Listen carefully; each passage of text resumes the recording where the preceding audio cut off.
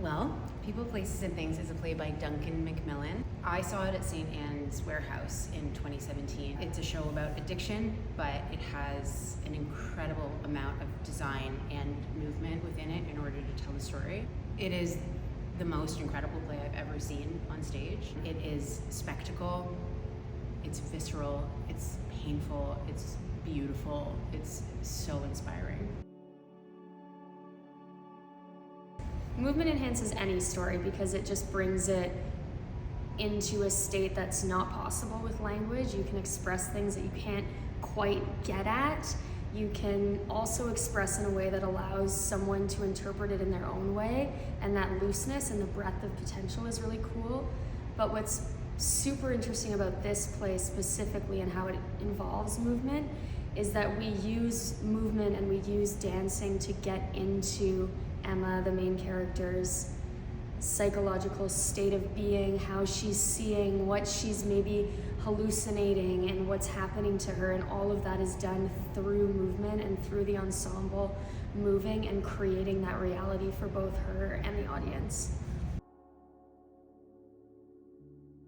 I think immediately we got along, immediately we were on the same train, and what I appreciate about Diana so much is that she's just willing to go there and to go far and to see the idea through. I mean, I think what's really become so important to both of us on the journey is telling the story the way we want to as movement director and finding that language and finding that vocabulary. And I think we've found something that feels very close and potent. Addiction just is so important. Any story that touches on addiction speaks to addiction, but I think in the theatrical canon, this is the best play ever made about addiction. And I know firsthand that anybody who is and has been touched by addiction, when they see this play, it will, I mean, I'm just so excited for audiences to understand it and witness it, because I think the way Macmillan just really gets into the heart of addiction is profound. There's a particular part in the story where Emma's going through a significantly challenging period of time, and in those moments we're able to use movement to get to the depth of what she's experiencing and to feel the impact resonate through the bodies of more than just her and in through the ensemble, and the entire space activates into the manifestation of her somatic, her physical body experience. And that's been really interesting and challenging and beautiful part to work on. It's relentless. It's a beast. It's moving. It's visceral. It's athletic. Disruptive. Disruptive is a good one. It's also like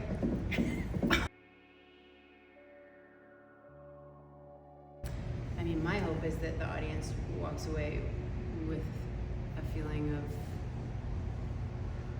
hope and faith. That's at the heart of the play, which is why it's so beautiful, because it is a deep, dark beast, and it gets down to the core and the underbelly and the thrashing and the nitty-gritty, but I think one is left with a sense of hope. there probably won't be one thing that everyone walks away with, because it'll intercept people wherever they are in their lives, and so everyone will come out with a completely unique experience, I think.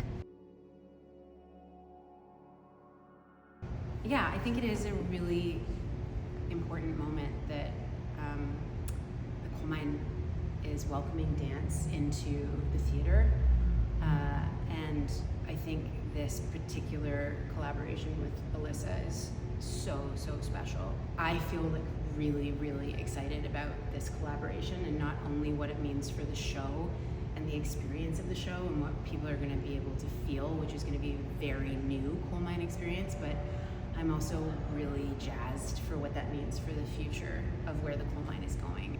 Half of the cast are professional dancers and actors, but the bulk of their artistic practice is in dance. And so to have a room that are half dance artists, half theater artists coming together and to feel that working energy and what it's doing to the process is really making this unique. We get a melding of approaches and of discipline in a really cool way. Yeah, and it's, I think, highly unusual to find a show that is devised in this way, that has this crossover between these polars, not only that we're crossing over like extreme drama and fierce acting, but also really intense dancing and the design dramaturgy that Bonnie and Steve and Jeff and Thomas and Laura are all gonna bring to the show is just gonna make something insane. And so to find a play that holds all of that richness in it is cool. But I guess what we're really saying is that you should get your ticket. Or 2 tickets. Or 4. Or 6. Or 8. Or 10 tickets. Okay. Come to People, Places, and Things, opening in 3 weeks.